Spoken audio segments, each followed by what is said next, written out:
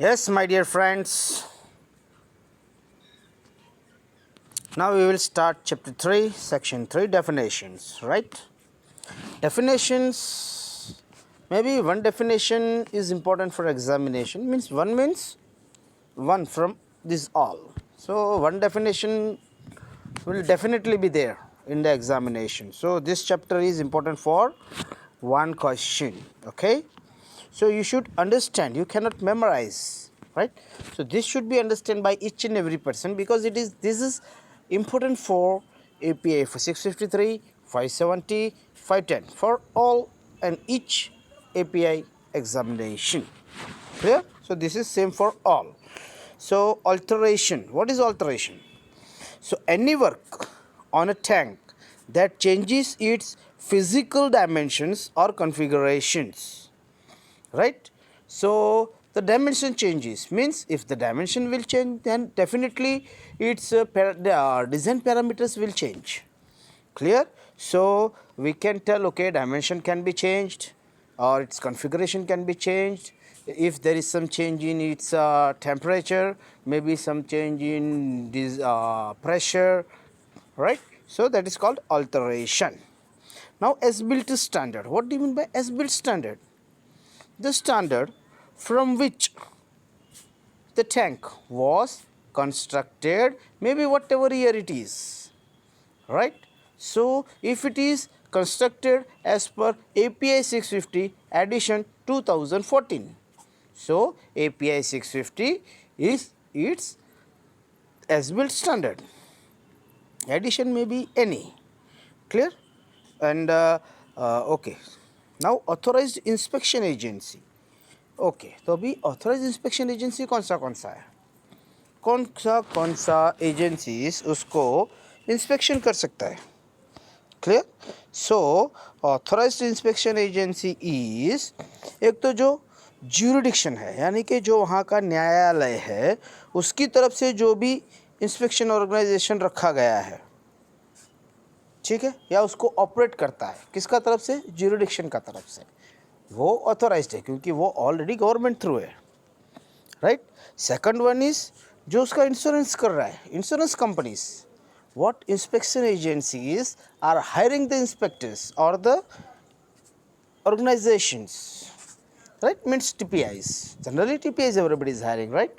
So the TPIs companies, organizations hired by insurance companies, that is also authorized inspection agencies. Clear? Now third one is owner operator is hiring the agency, inspection organization or the agency, that is also for authorized inspection agency. We can count that one. So and third one is an independent organization, right? Or individual under contract to the to and under the direction of the owner operator and recognized or otherwise not prohibited by the jurisdiction.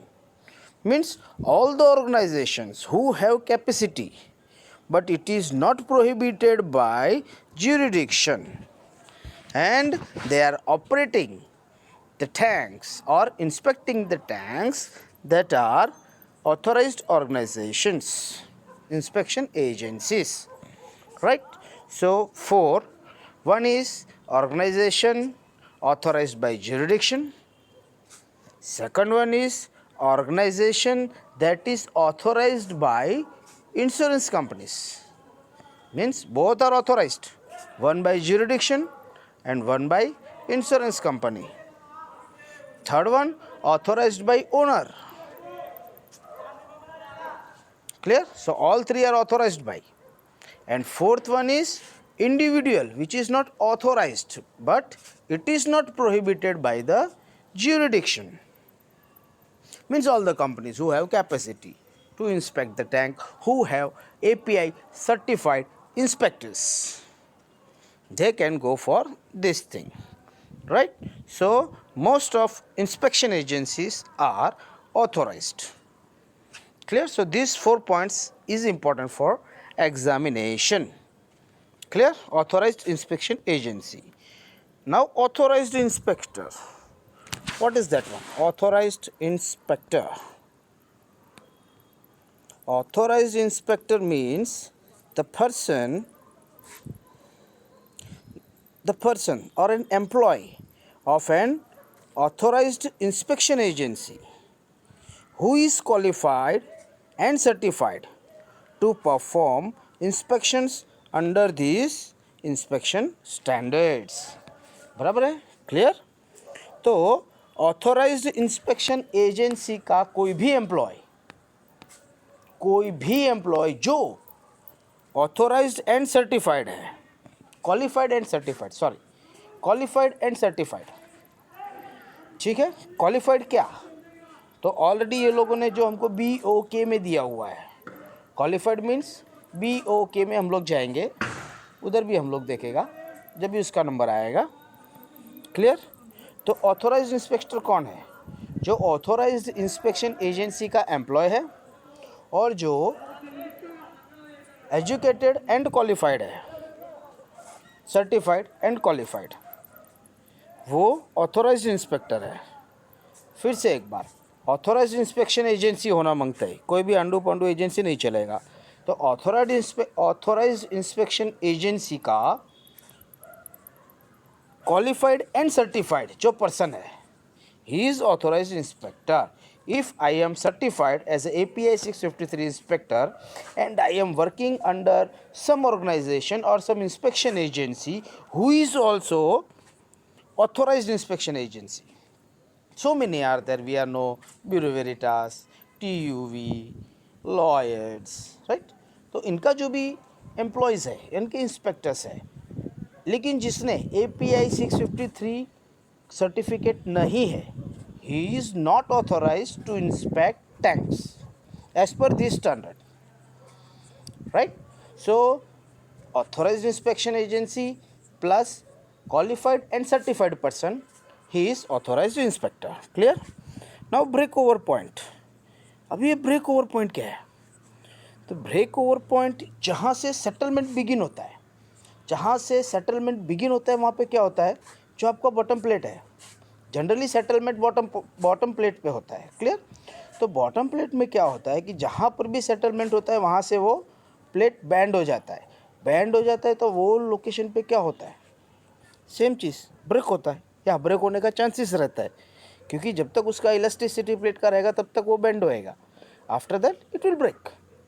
So generally हम लोग बोलेगा तो वो break over point हो गया, वहाँ से break हो सकता है। Clear? Now candidate tank. Okay, तो दो सेंटेंसेस जो है that is important, one is candidate tank and one is control tank.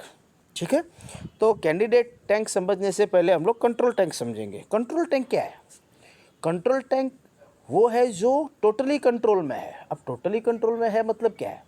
मतलब ये है उसका जो भी पैरामीटर्स है, जैसे कि कोरोजन रेट, राइट, और उसका जो भी हिस्ट्री है, past history, whatever corrosion rate is there, whatever processes they have changed, whatever repairing has been done, whatever shutdowns has been done on that tank, that is controlled because we have all the documentations and all the parameters of that tank, so it is control tank. लेकिन वो tank का क्या जिसका कोई भी parameter हमारे पास नहीं है, मीन्स जो टैंक अभी तक एक बार भी इंस्पेक्शन नहीं हुआ है, मीन्स वो टैंक जो अभी न्यूली इंस्टॉल हुआ है और जिसको 2 महीना 3 महीना 4 महीना हुआ है, तो नया टैंक के ऊपर हम लोग कोई इंस्पेक्शन करने वाला नहीं है। Clear? Up to a certain period of time. तो अभी वो जो टैंक है उसका बिहेवियर क्या है towards whatever fluid is there inside, right? अभी उसके अंदर कोरोजन हो रहा, कितना परसेंटेज हो रहा, nobody knows, still we will measure that one, we will inspect that one. तो वो जो टैंक है जिसका अभी तक हम लोगों ने इंस्पेक्शन नहीं किया है, जिसका पैरामीटर्स हमको मालूम नहीं है, जिसका कोरोजन रेट हमको मालूम नहीं है, that is called candidate tank. Clear? तो वो हमारा कैंडिडेट है अभी, जिसको हमको अभी कंट्रोल टैंक में कन्वर्ट करना है। तो उसका भी एक सर्टेन टाइम पीरियड है, वो भी हम लोग देखेगा कि कैंडिडेट टैंक को कितना टाइम के बाद इंस्पेक्शन करना ज़रूरी बन जाता है to get to get the parameters. So it will convert to control tank. Clear? So candidate, we don't know the parameters. Control tank, we know the parameters. Clear? Now change in service. What do you mean by change in service? Okay हम लोग क्या करेगा, कोई भी चीज़ को memorise नहीं करेगा, हम लोग उसको समझेगा. तो समझने से क्या होता है कि उसको कैसा भी घुमा के फिरा के तोड़ के पूछेगा ना, then we will come to know, ओ ये तो ये वाला चीज़ है. यदि हम लोग मेमोराइज करते हैं तो यदि वो सेंटेंस या वर्ड्स चेंज करेगा, then we will get confused. Clear? Now change in service, जैसा वर्ड ऐसा मीनिंग. चेंज इन सर्विस में यदि फ्लूइड चेंज होता है, ठीक है, तो फ्लूइड चेंज होगा तो उसका क्या होगा, पैरामीटर्स भी चेंज हो जाएगा. अभी चेंज होने में बहुत सारा चीज़ चेंज हो सकता है. फॉर एग्जांपल उसका ग्रेविटी चेंज हो सकता है, और फ्लूइड चेंज होने से उसका कोरोजन रेट भी चेंज हो जाएगा, राइट. उसका टेम्परेचर चेंज हो सकता है, उसका प्रेशर चेंज हो सकता है. मतलब जो सर्विस अभी चल रहा था, जो टेम्परेचर चल रहा था, जो प्रेशर चल रहा था, जो उसका ग्रेविटी था, या जो उसका फ्लो रेट था, या जो उसका कोरोजिविटी था यानी कि कोरोजन रेट था, उसके अंदर कोई भी चेंज होता है, then it is called change in service. For example एक और भी एग्जांपल देता हूँ. फॉर एग्जांपल कि उसका जो प्रोडक्शन था, कोई भी रिफाइनरी है, उसका production for example 200 barrels per day है, राइट. लेकिन वो डिज़ाइन किया गया है 400 बैरल्स पर डे या तो 500 बैरल्स पर डे. और क्या होता है, मार्केट में डिमांड बढ़ता है, तो मैनेजमेंट क्या बोलता है कि भाई हमारे पास जो भी फाइनल प्रोडक्ट है वो कम पड़ रहा है, तो क्या करो, उसका स्पीड बढ़ाओ. अभी प्रोडक्शन का स्पीड बढ़ाने के लिए लोग क्या करेगा, उसका फ्लो बढ़ाएगा.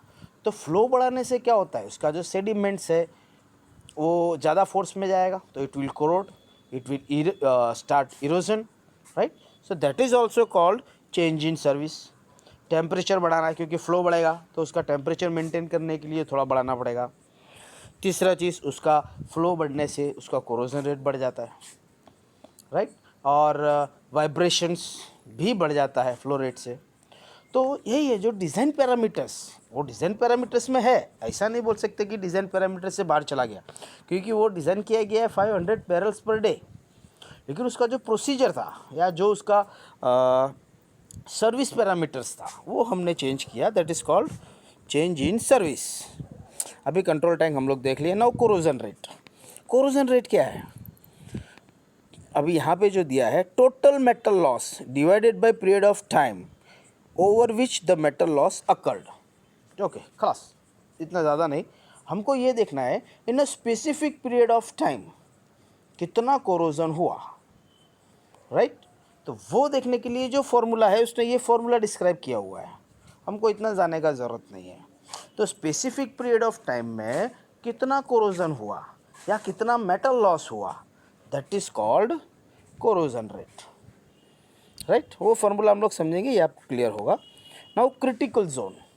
क्रिटिकल जोन किसको कहा गया है, तो टैंक का इनसाइड में बॉटम शेल से, बेबी बॉटम शेल जो है उसके नीचे कभी कभी क्या होता है, बॉटम प्लेट के ऊपर ये लोग शेल लगा देता है. कभी कभी क्या होता है, एनुलर प्लेट लगाता है शेल का नीचे. तो जो भी लगा हो, bottom plate either annular plate, हम लोग क्या करेंगे, शेल से इनसाइड में मापेंगे, दैट इज़ 75 mm यानी कि 3 इंच, ठीक है. 3 इंचज़ जो भी हम लोग सर्कल मारते हैं वो जो एरिया है नियर द शेल, ठीक है. अभी वो बॉटम प्लेट पे भी हो सकता है 3 इंच, या एनुलर प्लेट पे भी 3 इंच हो सकता है. That is called critical zone. उसमें कुछ समझना नहीं है, right. This is specified by the standard कि भाई सेल से 3 इंच का एरिया जो भी है inside of the tank, that is called critical zone. That's all class, ठीक है. Now current applicable standard. Current applicable standard means क्या है, जो स्टैंडर्ड जब भी बना है, जैसे जब भी बना है, that is current applicable standard. अभी आज बनता है तो आज जिस स्टैंडर्ड के हिसाब से बना, that is current applicable standard. 2 साल या 10 साल बाद जो स्टैंडर्ड के हिसाब से बनेगा, that is at that time current applicable standard. और जो 5 साल पहले बन चुका है, तो एट दैट टाइम जो स्टैंडर्ड के हिसाब से वो बना है, that is also current applicable standard. Now door sheet. अभी डोर शीट क्या होता है, जैसे कि हम लोग बताता है मैनवे, ठीक है। तो अभी क्या होता है, जब भी किसी भी टैंक का हम लोग मेंटेनेंस करता है या रिपेयरिंग करता है, उस टाइम पे क्या होता है, बहुत सारा पार्ट्स कभी कभी चेंज करने का ज़रूरत पड़ जाता है, ठीक है। देखिए अभी क्या है, छोटा माइनर रिपेयरिंग है, तो क्या होता है, ज़्यादा उसको जो पोरस एरिया जो है उसको क्या करता है, ये लोग फिलअप करता है, या छोटा मोटा पार्ट्स चेंज करता है, या छोटा मोटा प्लेट्स डालता है, तो वो क्या होता है, मेनवे से उसके अंदर चला जाता है। लेकिन समटाइम्स क्या होता है, मेजर रिपेयरिंग होता है, तो वो जो मेजर रिपेयरिंग में जो भी पार्ट चेंज करता है, उसका क्या होता है, वो पार्ट मैनवे से अंदर नहीं जा पाता है, बिकॉज मैनवे का एक सर्टेन साइज़ है, 600 mm, 900 mm, इससे ज़्यादा बड़ा नहीं होता है, राइट। तो उसके अंदर से वो साइज़ नहीं जा सकता है। तो हम लोग क्या करता है, जो बॉटम शेल है, वो बॉटम शेल में से सर्टेन एरिया, या तो कभी कभी एक प्लेट निकाल लेते हैं, या कभी कभी आधा प्लेट निकालते हैं, एज़ पर कंडीशन वो एरिया को रिमूव किया जाता है। उसके अंदर से क्या होता है, जो भी पार्ट अंदर ले जाना हो या बाहर निकालना हो, वो सब काम ख़त्म करने के बाद, तो जो भी रिपेयरिंग वर्क है टोटली कंप्लीट करने के बाद में उसको फिर से बंद करके फाइनल कर दिया जाता है। That is called door sheet. Door sheet, that is not manway, right. Door sheet जो हम लोगों ने टेम्पररीली जो डोर बनाया है अंदर में काम करने के लिए, that is called door sheet, ठीक है। जो बाद में हमको फिनिश करना है, मतलब उसको फिर से लगा के वेल्डिंग करके उसका जो भी टेस्टिंग है कंप्लीट करके उसको क्लियर करना है, मतलब वो जिस कंडीशन में हमने किया वो कंडीशन उसका मेंटेन नहीं रहेगा, that is called door sheet. That is not manway, that we have to remind, clear. Now examiner, okay, what is examiner. Examination जो करेगा उसको एग्जामिनर बोलेगा। अभी एग्जामिनेशन क्या होता है, तो NDE, नॉन डिस्ट्रक्टिव एग्जामिनेशन। तो जो एग्जामिनर करेगा, मतलब जो NDT करने वाला है, he is examiner, right. Now external inspection. अभी एक्सटर्नल इंस्पेक्शन के लिए दो तरह से हम लोग उसको डिस्क्राइब कर सकते हैं, ओके। नाउ एक्सटर्नल इंस्पेक्शन वो इंस्पेक्शन है जो हम लोग प्रोसेस को डिस्टर्ब किए बिना जो इंस्पेक्शन करते हैं, that is called external inspection. May be it is visual inspection, may be it is ultrasonic inspection, may be it is TML inspection, right? So a lot of inspections are there, but we are not interrupting the process and we are doing the inspection. That is called external inspection. This is one side. Second side is we are not getting opportunity to inspect the tank from the inside, right. We are not getting opportunity to inspect the tank from inside, so we are doing a formal inspection from outside to mitigate or to check the integrity of the tank, right. That is not 100% integrity.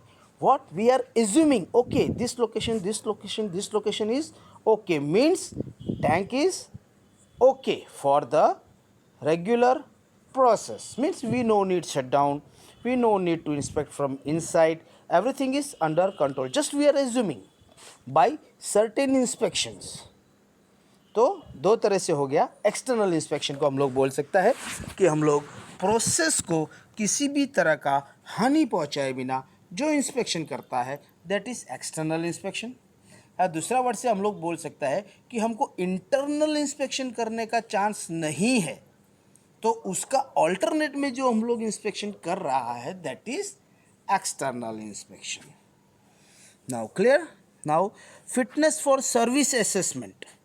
अभी fitness for service assessment is also the same. अभी without intermittent failure, मतलब fitness for service हम लोग कब करेगा, failure होने के बाद करेगा या फेल्यूर होने का पहला करेगा। डेफिनेटली हम लोग फेल्यूर होने का पहला करेगा, राइट। तो हम लोग जो एक्सटर्नल इंस्पेक्शन जो कर रहा है, that is also called inspection for FFS, fitness for service. But खाली उतना ही इंस्पेक्शन FFS में नहीं आता है, एफएफएस का एक अलग पूरा क्राइटेरिया है, जिससे देखिए हम लोग पढ़ेंगे a methodology whereby flaws contained within a structure or assessed in order to determine the adequacy of the flawed structure for continued service without intermittent failure. ठीक है, तो कोई भी इंटरमिनेंट फेलियर होने से पहले हम लोग जो इंस्पेक्शन करता है वो उसका स्ट्रक्चर का भी हो सकता है या उसका मेन वेसल का भी हो सकता है, उसको हम लोग फिटनेस फॉर सर्विस कहते हैं. Now hot tapping. Now what is hot tapping? Hot tapping ये है कि अंडर प्रोसेस, मतलब वेसल ऑलरेडी चालू है और हमको उसके अंदर एक एक्स्ट्रा कनेक्शन करने का ज़रूरत होता है. तो vessel is under process and we are putting some nozzles, means input या आउटपुट के लिए हम लोग एडिशनल कुछ लगाता है, कुछ भी नोज़ल होने दो या पाइपिंग डायरेक्ट अटैच करता है या कोई भी चीज़, तो हम लोग उसके अंदर जो टैप किया, hot tap means under progress whatever tapping we are doing means hole we are producing in that shell, that is called hot tapping. We will study the line. Identifies a procedure for installing a nozzle in the shell of a tank that is in service. Clear? तो सिर्फ एक nozzle लगाना है, means उसके अंदर tap करना है, means उसके अंदर होल करना है, राइट? तो इन प्रोसेस में आप कोई भी नोज़ल उसके साथ अटैच करते हैं टैंक के साथ, that is called hot tapping. Clear? Now hydro test. Everybody knows hydro test. What is hydro test? A test performed with water. Everybody knows with water only hydro test can happen, in which static fluid head is used to produce test loads. Right? Static fluid heads. Now inspector. Who is inspector? The same. A shortened title for an authorized tank inspector, qualified and certified in accordance with this standard. This means authorized inspector का short form है only inspector, nothing else. Now internal inspection. Now what is internal inspection? A formal complete inspection as supervised by an authorized inspector for all accessible internal tank surfaces. Clear? So authorized inspector, internal inspection, what we are going to perform from inside of the tank after stopping all the processes, means making it idle, and we are going to perform whatever inspections from inside. It is called inside inspection and it is obviously as per the name, right? Now the important one, 3.20 is major alteration. They can ask, okay, now this repairing we have done or this process we have done, whether it is we have done this process, right? So this process is major repair or alteration or minor repair, they will ask like that. So these all 5 points are very very important. So we will see, okay, 12 inch here, the 12 inch is very very important, right? So installing a shell penetration larger than 12 inch beneath the design liquid level, okay, and installing a bottom penetration within 12 inch of the shell, okay, any penetration. Now third one is removing and replacing or adding a shell plate beneath the design liquid level where the longest dimension of the replacement plate exceeds 12 inch. Now removing or replacing annular plate ring material where the longest dimension of the replacement plate exceeds 12 inch. Now complete or partial weld removal more than 12 inch, whether it is vertical or horizontal. Now installing a new bottom plate. Then removing or replacing part of the weld attaching the shell to bottom in excess amounts listed in blah blah blah, okay. And third one is jacking a tank shell, okay, means अभी मैं आपको समझाता हूँ, ठीक है. पहले तो 12 inch, ठीक है, 12 इंच का इम्पोर्टेंट है. यदि आप कोई भी पेनिट्रेशन इंस्टॉल करते हैं right, below design liquid level, लेकिन वो 12 इंच से बड़ा होना चाहिए तो वो मेजर में जाएगा। लेकिन यदि 12 इंच से छोटा आप पेनिट्रेशन करते हैं शेल में तो वो मेजर नहीं है, ठीक है। दूसरा है बॉटम पेनिट्रेशन करते हैं आप कितने में। अभी ये सेंटेंस का मीनिंग समझना वेरी वेरी इंपॉर्टेंट है। यदि हम लोग पेनिट्रेशन करता है एनी साइज, ठीक है, ये मैं आपको बाद में भी समझाएगा एकदम पर्टिकुलर मैनर में, ठीक है। तो यदि हम लोग कोई भी पेनिट्रेशन करता है बॉटम से, शेल का बॉटम से 12 इंच हाइट तक में, means from annular plate top side to 300 mm height, right, from annular plate का हाइट से हम लोग शेल में मेज़र करेगा 12 इंच यानी कि 300 mm। उसके अंदर में हम लोग कोई भी साइज़ का पेनिट्रेशन करता है 1 inch, 2 inch, 3 inch, 12 inch, 24 inch, any type of penetration, that is called major repair, ठीक है। अभी क्या होता है, हम लोग शेल प्लेट चेंज करेगा बीनीथ डिज़ाइन लिक्विड लेवल। यदि हम लोग शेल प्लेट में चेंजेस करता है और उसका डायमेंशन जो है वो 12 इंच क्रॉस करता है, राइट, तो भी वो मेजर रिपेयर में आएगा। अभी annular plate ring, annular plate में हम लोग कोई भी चेंज करता है और उसका भी डायमेंशन 300 mm यानी कि 12 इंच से ज़्यादा है, then it is major repair, ठीक है। ये मैं आपको ड्राइंग करके बताऊंगा, क्लियर। 3.20, राइट। नाउ ये मेन इंपॉर्टेंट है, ये वाला जैकिंग अ टैंक शेल। आप कोई भी शेल, इसमें लोगों ने क्या किया है, डिफाइन नहीं किया है कि आप फर्स्ट शेल उठाएगा या टॉप शेल उठाएगा या बीच का शेल उठाएगा। आप कोई भी शेल उठाओ तो वो मेजर रिपेयर में है और ये जनरली पूछा जाता है एच, ठीक है ना। ओनर ऑपरेटर, ओनर ऑपरेटर कौन है? The legal entity having both control of and और responsibility of the operation and maintenance of an existing storage tank, ठीक है। तो लीगल एंटिटी जो ऑपरेशन एंड मेंटेनेंस दोनों का क्या है, उसके ऊपर में रेस्पॉन्सिबिलिटी है। ऑपरेशन एंड मेंटेनेंस दोनों का रेस्पॉन्सिबिलिटी जिसके ऊपर है वो है owner, clear. Now product side, product side means what? The side of the tank that is in contact with the stored liquid product. Definitely it will be inside only, right?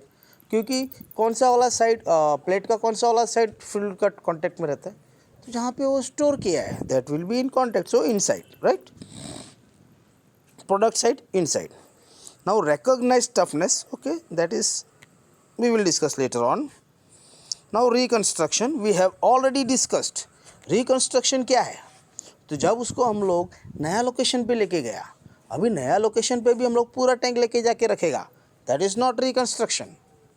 Any how we have cut the tank in some defined sizes and we will depute that one to other location and we will reconstruct, that is called reconstruction. Once I will read the organization having assessed responsibility by the owner operator to design and or reconstruct a tank.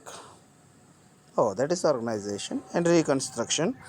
Any work necessary to reassemble a tank that has been dismantled and relocated to a new site. Okay, done, clear. Now I think this is the last one and this is the longest video, I think so. Okay, repair. Now what is repair?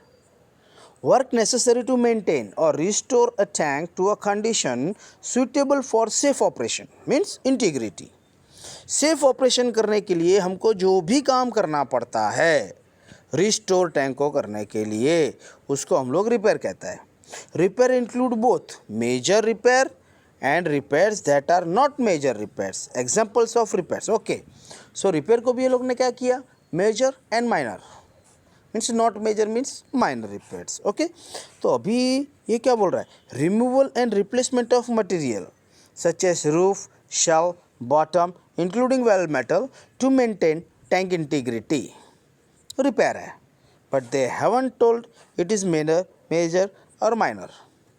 Re-leveling and jacking of the tank shell, bottom roof, adding a replacement reinforcement plate and repair of flaws such as tears, gouges by grinding or by welding.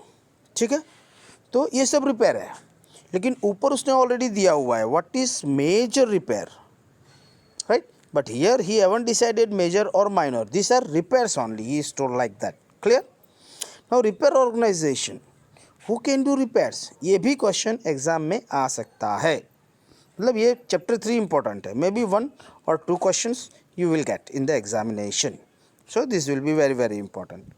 Now repair organization. An organization that meets any of the following is called repair organization. Okay. Now first one. An owner operator of above ground storage tank who repairs or alters his her own equipment in accordance with this standard. Means owner operator खुद जो भी काम करता है, repair करता है या alter करता है अपना टैंक में, वो repair organisation means owner operator खुद है. The contractor whose qualification are acceptable to the owner user.